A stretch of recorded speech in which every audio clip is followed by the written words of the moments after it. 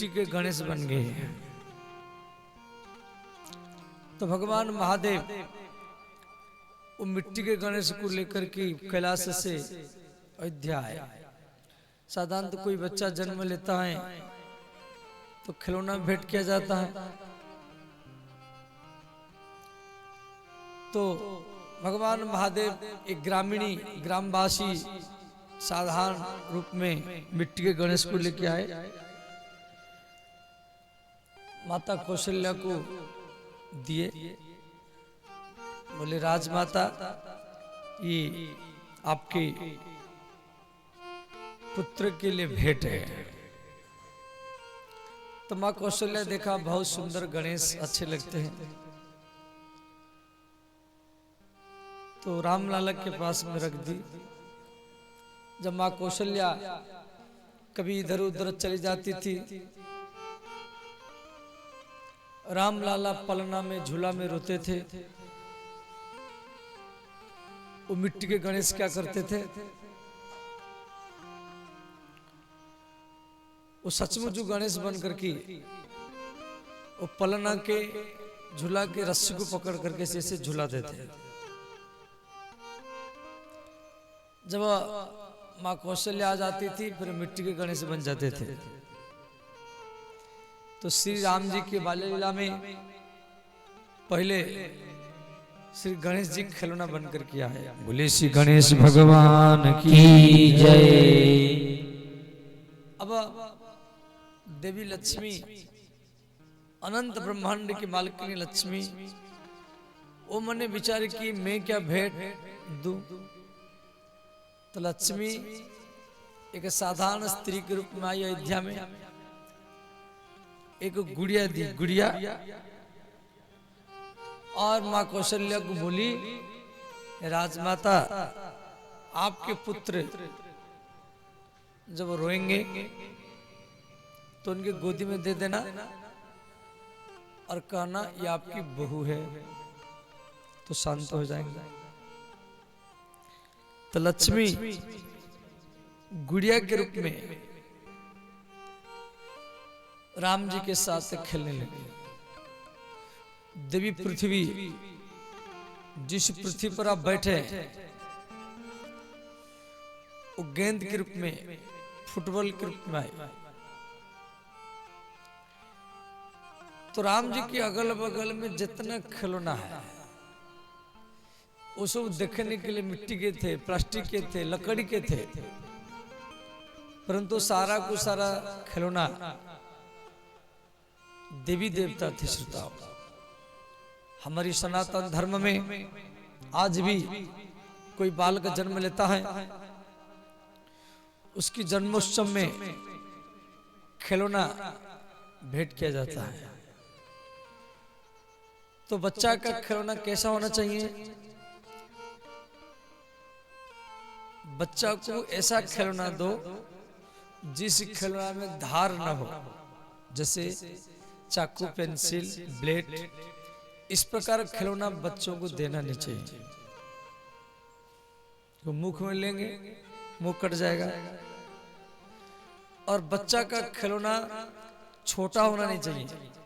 खिलौना छोटा होगा तो बच्चा निगल जाएगा। खिलौना में लाइट हो, आवाज करता हो तो बच्चे प्रसन्न होते हैं। मनुस्मृति में मनु महाराज जी लिखे हैं बच्चों को गुब्बारा खिलौना ये भेंट करना चाहिए। जो बच्चों को गुब्बारा या खिलौना भेंट करता है उसको मरने के बाद में अश्वमेध यज्ञ का लाभ ही मिल जाता है। अश्वमेध यज्ञ करने में बांस लाओ, फिर मिस्त्री को बुलाओ, यज्ञ मंडप बनाएगा, फिर ईंट लाओ, यज्ञ कुंड बनाओ, फिर साकल्य समिधा, लकड़ी, घी वगैरह इकट्ठा करो, अच्छा ब्राह्मण को बुलाओ, फिर स्वाहा करो। जितना लाभ मिलेगा एक बच्चा को एक गुब्बारा एक खिलौना दे देने से वही लाभ आपको मिल जाएगा। इसीलिए जब भी हम राम जन्मोत्सव या कृष्ण जन्मोत्सव मनाते तो खिलौना लुटाते। कल भी हम बहुत लुटाया गया। तो ये मनोरंजन कार्यक्रम नहीं था, ये शास्त्र सहमत कार्यक्रम है। तो भगवान की जन्मोत्सव मनाया जा रहा है अयोध्या में। तो अयोध्या में देवी देवता सब देख रहे हैं। तो अयोध्या के आकाश में जो सब पक्षी चिड़िया वो आकाश में जब उड़ते थे, कौवा है, बगुला है, सुगा है, तो वो भी इस प्रकार घूम घूम करके उड़ते थे। तो आकाश में वो सीताराम सीताराम लिख जाता था। अयोध्या में जो चींटी है, अयोध्या के चींटियां वो भी इस प्रकार जमीन पर चलते थे। तो जमीन पर श्री राम जय राम लिख जाता था। चींटी में एक आगुआ होता है, आप देखे होंगे चींटी में एक आगुआ होता है और आगे का चींटी जिधर जाएगी पीछे का चींटी सब उधर जाएगी। तो वो चींटी सब इस प्रकार जमीन पर चलते थे। स्वतः ही जमीन पर श्री राम वो लिख जाता था। इस प्रकार गोस्वामी तुलसीदास जी लिख रहे हैं, ब्रह्मा जी देखकर के आश्चर्य हो गए, ऐसा चींटी ऐसा पक्षी है। मास दिवस कर दिवस भा मरम न जानई कोई, रथ समेत रवि था क्यों निशा कवन विधि हो।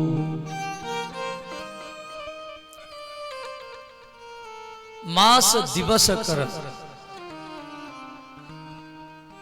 राम जी के जन्मोत्सव 1 महीना तक चलता रहा। मास दिवस कर मर्म न जाने कोई,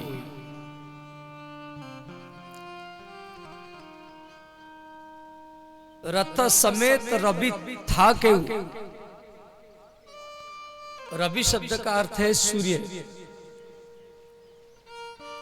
भगवान सूर्य आकाश में 1 महीना तक रहे।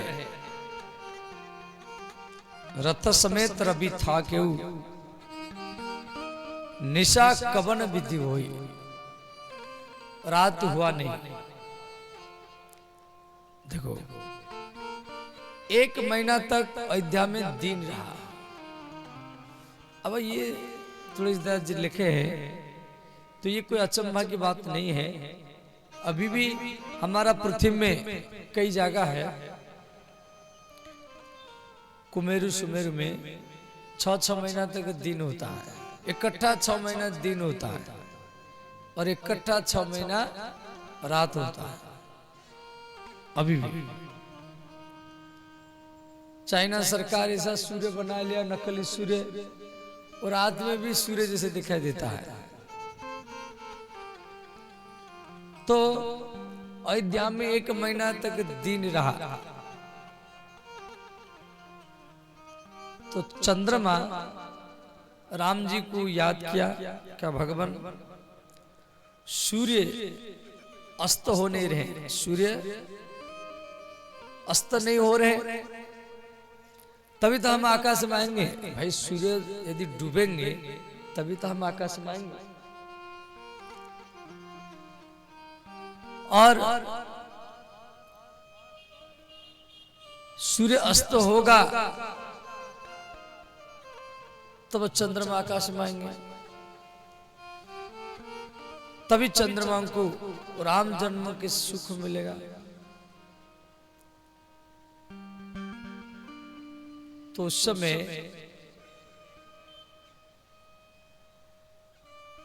भगवान राम चंद्रमा को बोले, चंद्रमा चलो अभी त्रेता युग है, जब द्वापर युग आएगा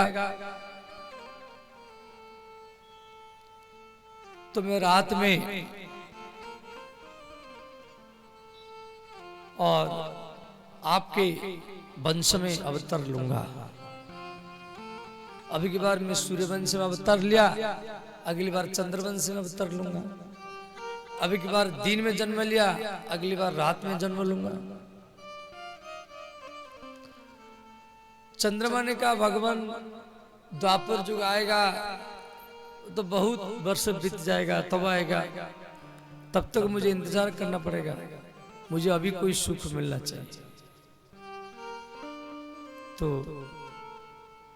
राम जी बोले देखो, भला मैं सूर्यवंश में जन्म लिया, परंतु जब हमारे राम नामकरण होगा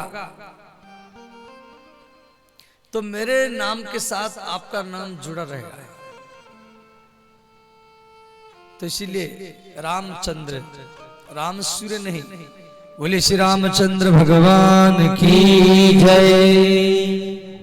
राम के साथ चंद्र शब्द जुड़ा हुआ। इस प्रकार श्री भगवान महादेव काकभुसुंडी के साथ में आए। काकभुसुंडी संग हम दो, मनुज रूप जानई नहीं को। श्री काकभुसुंडी के साथ भगवान महादेव ज्योतिष का बन करके आए रामलाला के हाथ देखने के लिए।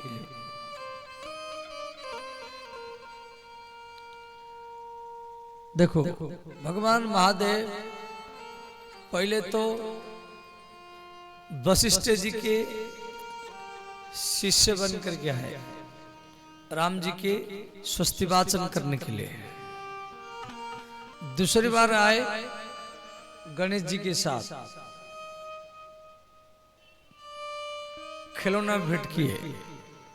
तीसरी बार आए काकभुसुंडी के साथ ज्योतिष का बन करके। काकभुसुंडी संग हम दो, मनुज रूप जाने नहीं को। देखो काकभुसुंडी एक कौवा है, काकभुसुंडी माने एक कौवा है। ये काकभुसुंडी और गरुड़ संवाद है। कई बार हम ही मन में सोचते हैं, यहाँ तुलसीदास जी लिखे हैं जो काकभुसुंडी मनुष्य रूप में ज्योतिष का बन करके आए शिव जी के साथ रामलाला के हाथ देखने के लिए। मनुज रूप जानई नहीं को, मनुष्य के रूप में आए। अब हमारे मन में प्रश्न उठता है, जो काकभुसुंडी मनुष्य बन सकते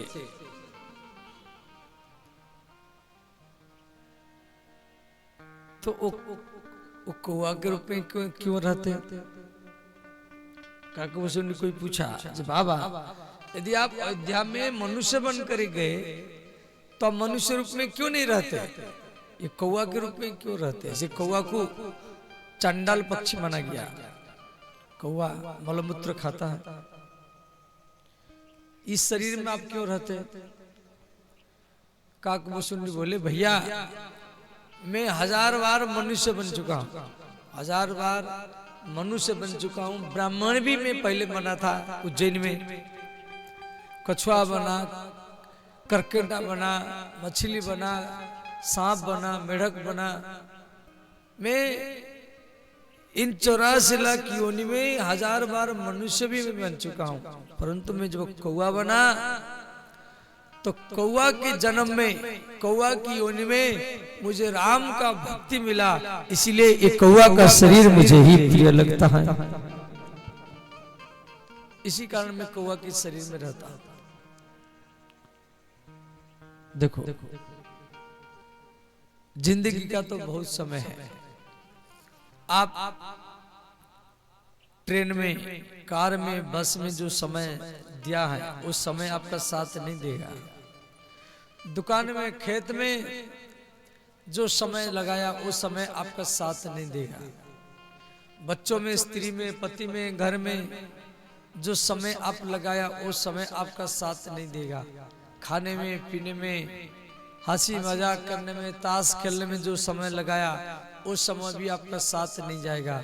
परंतु राम कथा में जो आप समय दिया है यही समय ही आपका साथ देगा।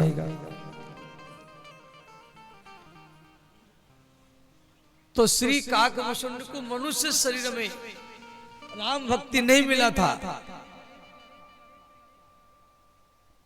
कौआ की शरीर में मिला था। इसीलिए कौआ का शरीर उनको बहुत प्रिय लगता है। तो अब वशिष्ठ जी आए, दशरथ को बोले राजन बच्चों का नामकरण करेंगे। नामकरण कर अवसर जानी, भूप बोले पठे मुनि ज्ञानी। वशिष्ठ जी कौशल्यानंदन को अपनी गोदी में लिए और बोले दशरथ, ये जो कौशल्यानंदन है ये आनंद की सिंधु है। जो आनंद सिंधु सुख राशि, जो आनंद सिंधु सुख राशि, जो आनंद सिंधु सुख राशि, जो आनंद सिंधु सुख राशि, करते त्रयी लोको सुपासी, करते त्रयी लोक सुपासी। श्री राम जय राम, जय जय राम, श्री राम जय राम, जय जय राम।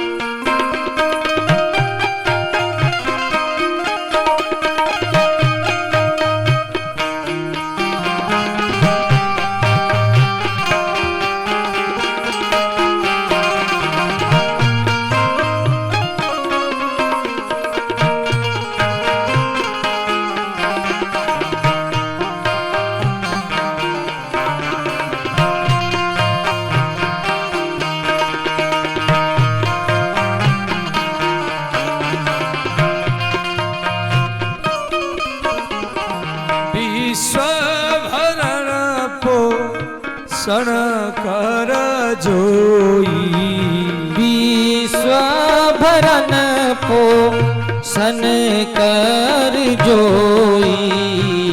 ताकर नाम भरत होई, ताकर नाम भरत होई।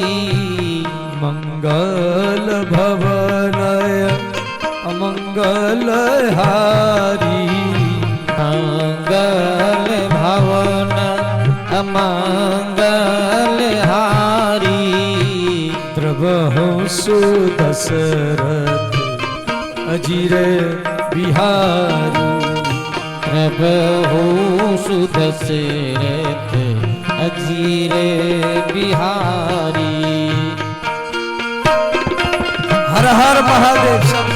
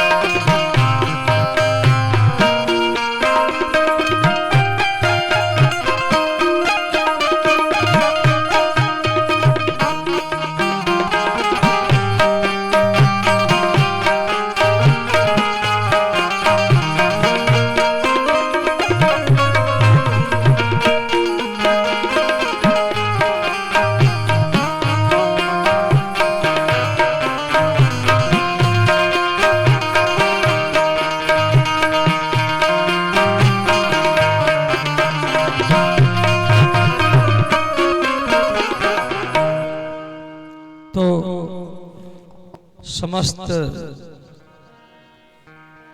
लक्षण से युक्त है, इसलिए इनका नाम होगा लक्ष्मण। इनके नाम लेने से व्यक्ति का दरिद्रता गरीब समाप्त हो जाएगा। तो नाम होगा भरत। और इनके नाम लेने से भीतर और बाहर शत्रु, बाहर का शत्रु जिससे आप लड़ते हैं, और भीतर का शत्रु काम क्रोध लोभ मोह माया, ये भीतर का शत्रु है। दोनों शत्रु नष्ट हो जाएंगे, इसलिए इनका नाम होगा शत्रुघ्न।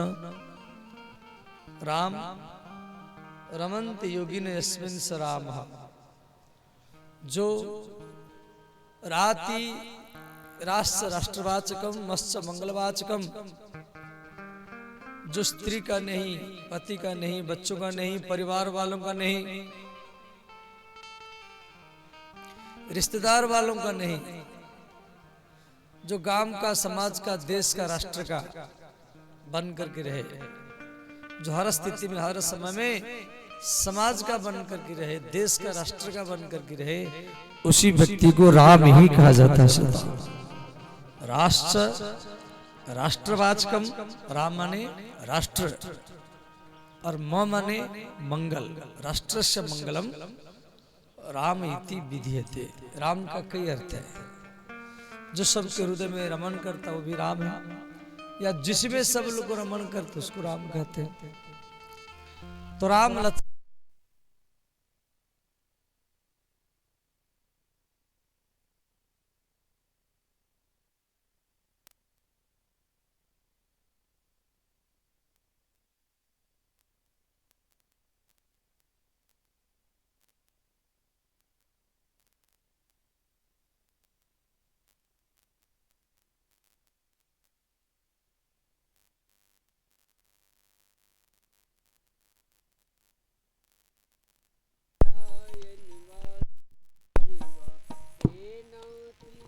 तो भरत शत्रुघ्न नामकरण हुआ। उसके बाद में देखो राम और भरत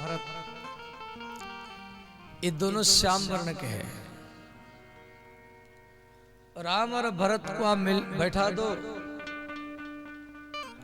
आप पहचान नहीं पाएंगे इसमें राम कौन है भरत कौन है। और लक्ष्मण और शत्रुघ्न ये दोनों गोरे हैं। राम और भरत श्याम वर्ण के हैं, लक्ष्मण शत्रुघ्न गोरे हैं। तो एक बार मां कौशल्या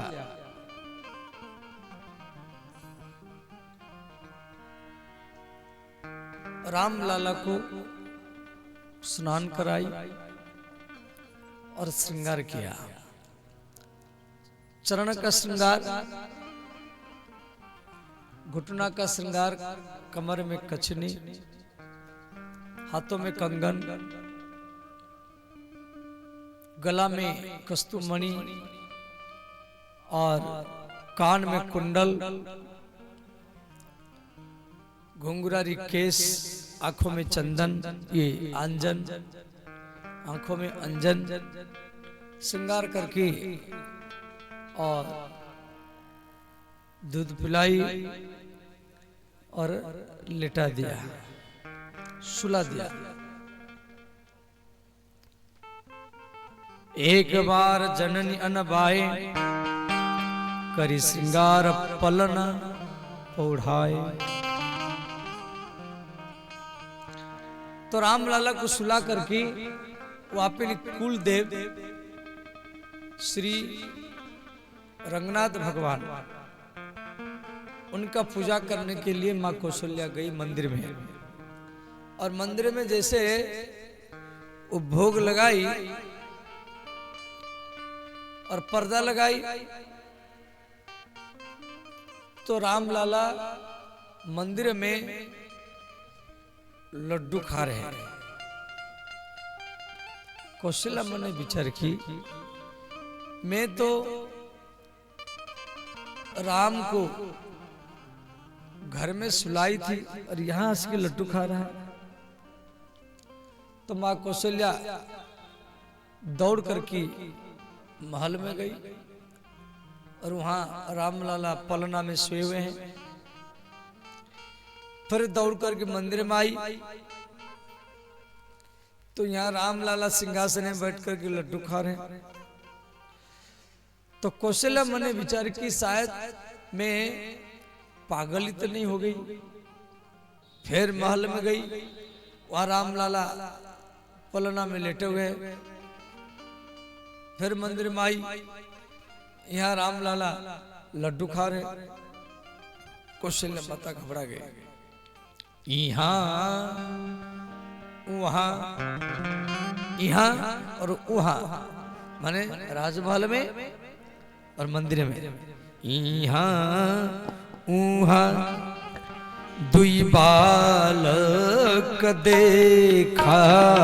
यहाँ वहाँ दुई बालक देखा। मति भ्रम मोर की आन विशेखा। मति भ्रम मोर की आन विशेखा। कौशल्या मैंने विचार की शायद मैं पागल हो गई। इतने में रामलाला हंसने लगे तो मां कौशल्या रामलाला के मुख में अनंत समुद्र, ग्रह, नक्षत्र, तारा, हिमालय, पहाड़, संपूर्ण ब्रह्मांड का दर्शन किया। जिस प्रकार श्री कृष्ण मां यशोदा को अपना मुख में ब्रह्मांड का दर्शन कराए थे, उस प्रकार रामलाला मां कौशल्या को भी अपना मुख में सारा ब्रह्मांड का दर्शन कराए थे। अगणित रवि शशि शिव चतुरानन। श्री देखो घर में जैसे छोटा बच्चा, बच्चे तीसरा चौथा महीना में करवट लेते हैं, पांचवा छठवां महीने में घुटना में चलते हैं, फिर दीवार पकड़ करके चलते हैं। कोई घर में छोटा बच्चा को पहले भोजन देना चाहिए। बच्चों को वृद्ध लोग बहुत प्रिय लगते हैं और वृद्ध व्यक्ति को बच्चा भी बहुत अच्छा लगता है।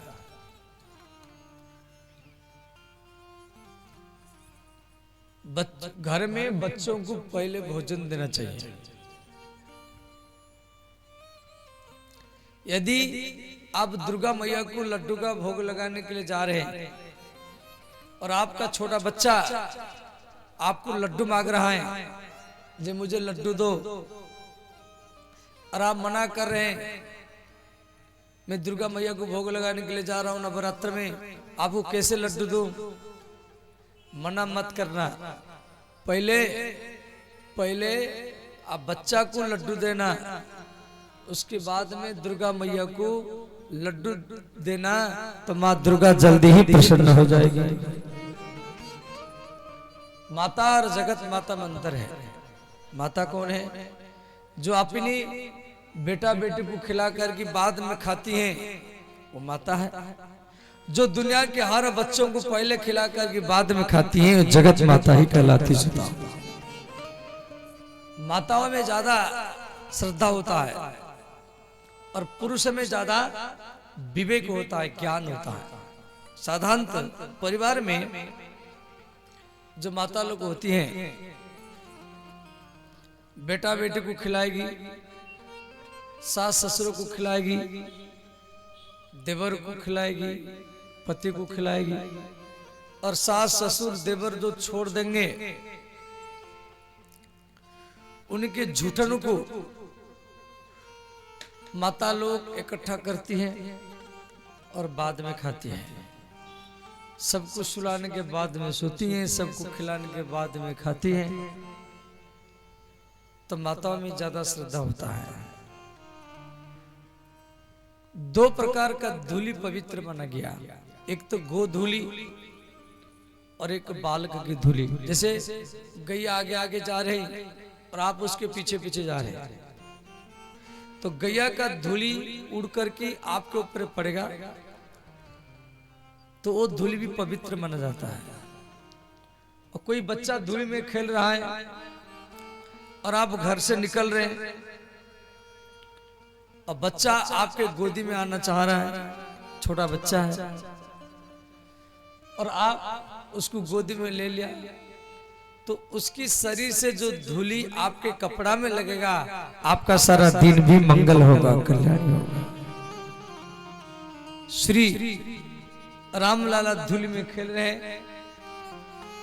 श्री दशरथ महाराज नया नया कपड़ा पहन करके निकल रहे हैं। गोस्वामी तुलसीदास जी लिखे हैं, धूसर धुरी भरे तनु आए, धूसर धूरी भरे तनु आए। धूसर, धूसर शब्द का अर्थ है धूली, धूसर भरे तनु, तनु माने शरीर, तनु शब्द का अर्थ है शरीर, माने राम लाला के शरीर में, देह में सारा धूली सना हुआ है। धूसर धूरी भरे तनु आए, धूसर धूरी भरे तनु आए। भूपति बिहसी गोद बैठाए, भूपति बिहसी गोद बैठाए। भूपति, भूपति माने राजा, राजा को भूपति कहा जाता है। भू माने पृथ्वी, पृथ्वी का पति कौन होता है ना, राजा होता है। भूपति बिहसी, बिहसी माने हंसते हुए, गोद बैठा है, गोदी में बैठा रहे, तो भूपति माने राजा दशरथ। भूपति बिहसी गोद बैठाए, भूपति बिहसी गोद बैठाए। श्री राम जय राम जय जय राम, श्री राम जय राम जय जय राम।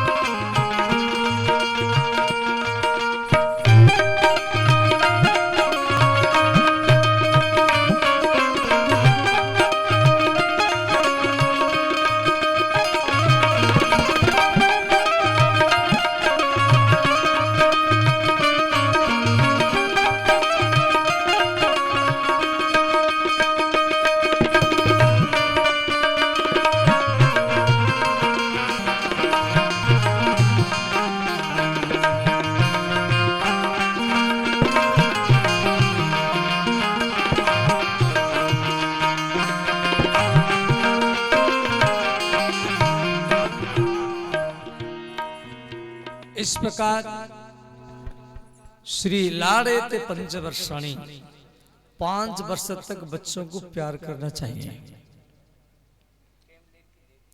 और बच्चों को कभी कभी डांटना चाहिए, फटकारना भी चाहिए। हमारी आचार्य लोग लिखे हैं, लालनाथ बहु दोषः, बच्चा को ज्यादा प्यार करेंगे बच्चे बिगड़ जाएंगे।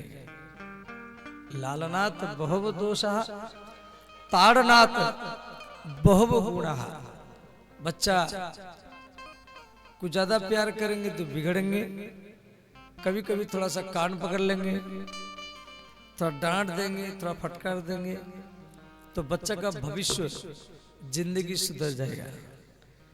माँ जशोदा भी भगवान कृष्ण के कान पकड़ करके डंडा से पिटा है। आचार्य चाणक्य ने लिखा, ताड़ना तो बहु गुणा। एक बच्चा को कैसे मन पालन करना चाहिए, उसका खिलौना कैसा होना चाहिए, और ये सब हम लोग रामचरितमानस से शिक्षा मिला है। अब इस प्रकार बाल चरित्र बहुविधि कीन्हा, अत्यानंद दासन कह दीना।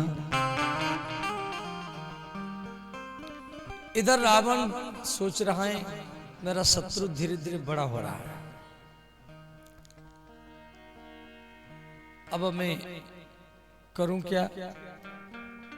तो रावण कई राक्षस भेजा है, रामलाल को मारने के लिए कई राक्षस भेजा है, जो दक्षिण रामायण में विस्तार में वर्णन किया गया है। श्री वज्रकंटक नाम का एक राक्षस को भेजा था रामलाला को मारने के लिए। आकाश मार्ग से देवता लोग फूल बारिश कर रहे थे, और उसी फूल में ये फूल बन करके राम के ऊपर गिरने के लिए सोचा। श्री लक्ष्मण जी संकर्षण भगवान का अवतार थे। लक्ष्मण जी को फुक्कार मारे, वो राक्षस वृंदावन में गिरा, वृंदावन में रोने लगा। तो भगवान राम का आशीर्वाद से वही वज्रकंटक राक्षस ब्रज में कदम वृक्ष बना था। कथा तो बहुत लंबा है, मैं थोड़ा संक्षेप में इसे सुना दिया। इस प्रकार श्री रामलाला छोटे छोटे बच्चों के साथ, अपने भाइयों के साथ खेल रहे हैं। श्री भरत, शत्रुघ्न, राम, लक्ष्मण और खेल रहे हैं। कौशल्या, कैकेयी, सुमित्रा, महाराज दशरथ बैठे, कभी गेंद खेलते हैं, कभी कबड्डी खेलते हैं। तो कभी लट्टू खेलते हैं। तो कैकेयी 4 लट्टू लाई, एक राम को, एक लक्ष्मण को, एक भरत को, एक शत्रुघ्न को दिया।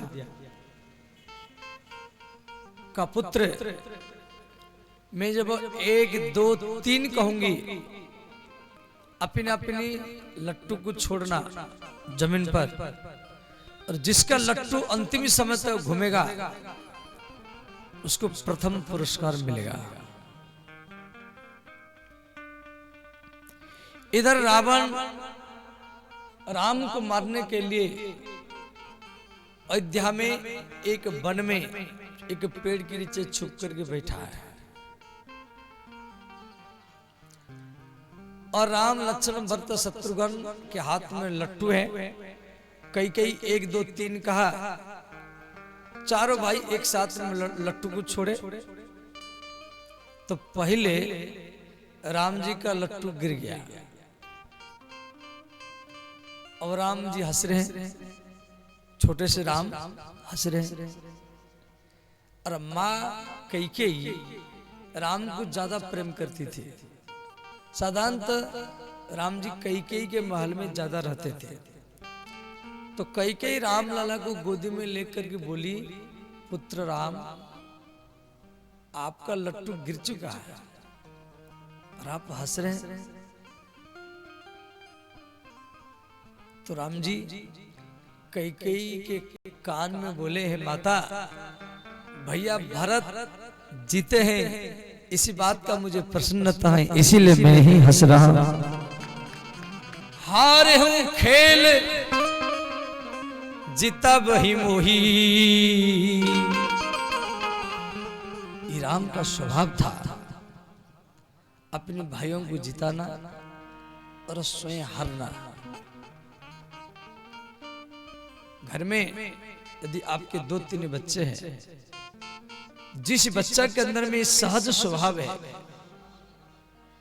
अपने भाई बहन को पहले खिलाना बाद में खाना, उनको पहले सुलाना बाद में सोना, उनको पहले लड्डू खिलाओ, जो बच जाए वो मैं खाऊंगा, ऐसा स्वभाव जिसके अंदर में होता है उसके अंदर में राम का अंश होता है। राम जी जब भी कबड्डी खेलते थे तो भारत को जिताते थे और स्वयं हारते थे।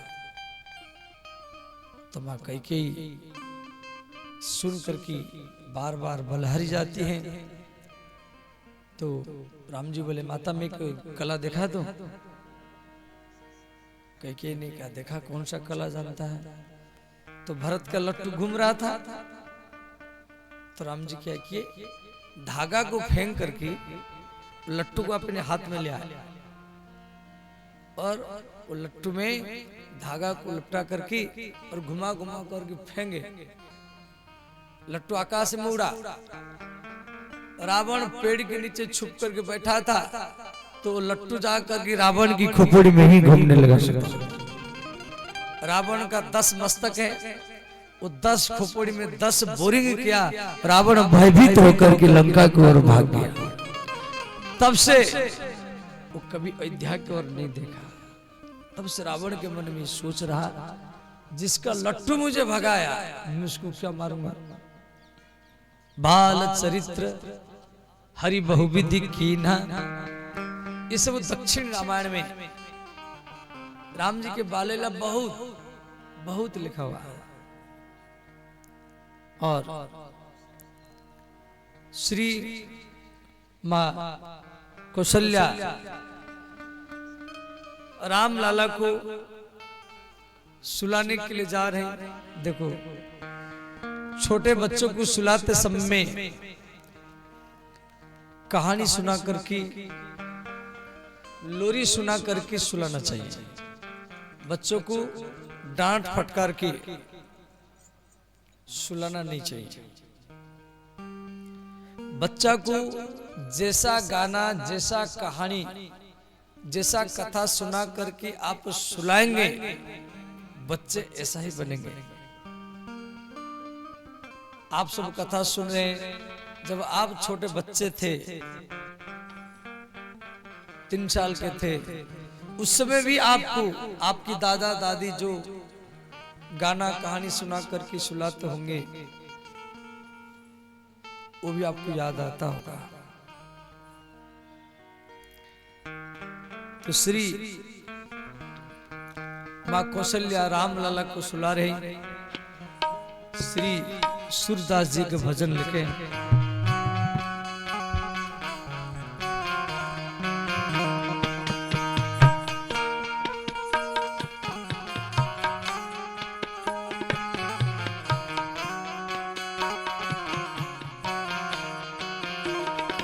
सुजा सोजा सुजा सोजा सुजा सोजा सुजा सोजा सोजा सोजा सोजा सोजा सोजा सोजा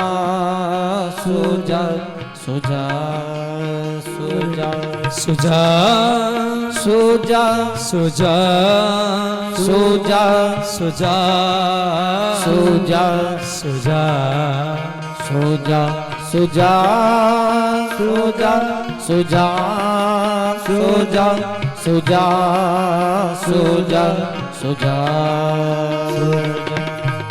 छगन मगन मेरे लाल को आजा रे निदिया आजा। छगने मगने मेरे लाल को आजा रे निदिया आजा।